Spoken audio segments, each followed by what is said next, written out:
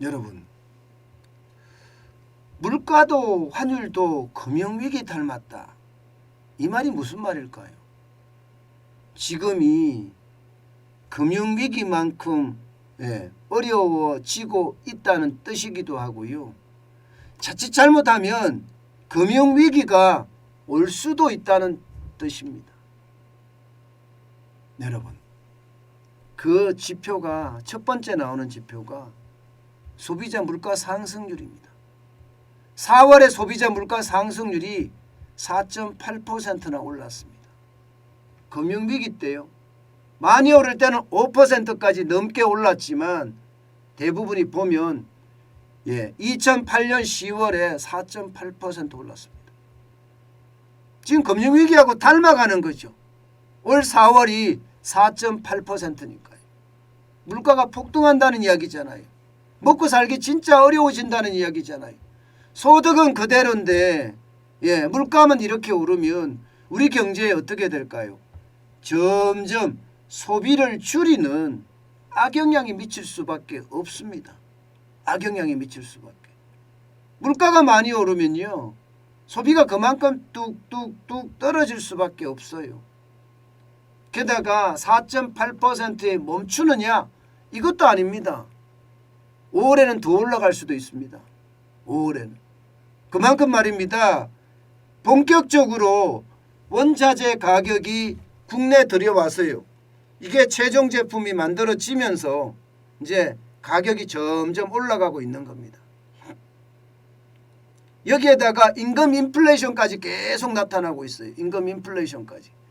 소비자 물가가 오르니까. 소비자 물가가 이렇게까지 쭉쭉쭉쭉 오르면요, 결국은 소비가 줄어지고, 소비가 줄어들면 기업 입장에서는요, 생산량을 줄일 수밖에 없습니다. 기업이 생산량을 줄이면 일자리가 그만큼 줄어든다는 거예요. 일자리가 그만큼 줄어든다. 일자리가 줄어들면 우리 경제는 어떻게 됩니까? 경제를 평가할 때 가장 핵심 일자리라고 제가 말씀드렸죠. 일자리가 줄어들면 경제가 악순환으로 시작됩니다. 악순환으로.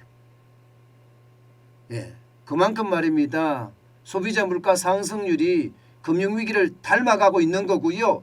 또 하나, 원달러 환율도 지금 폭등하면서 금융위기를 닮아가고 있습니다.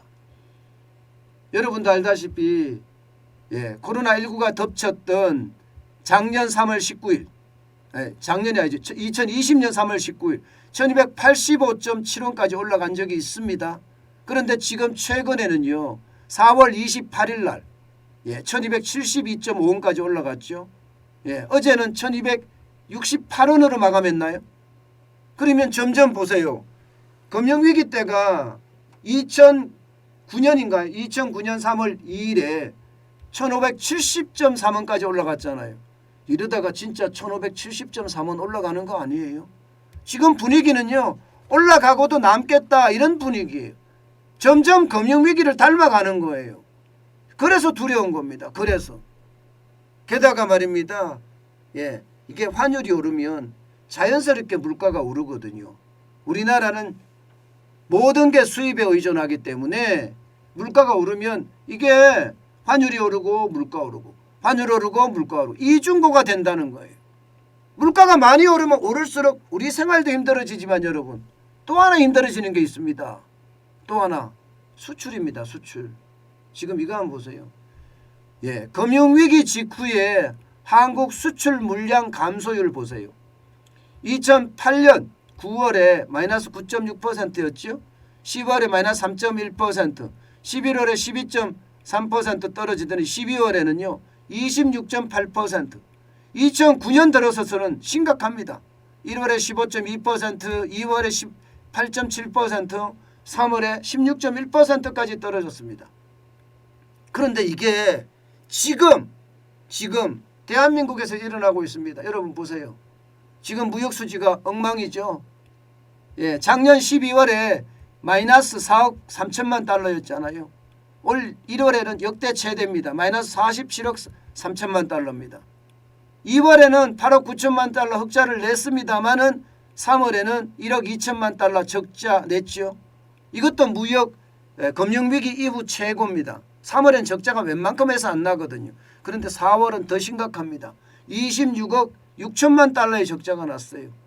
다른 나라들도 전부 다 이제 경제가 연초에는 좀 조용했다가 3월부터 시동을 걸거든요.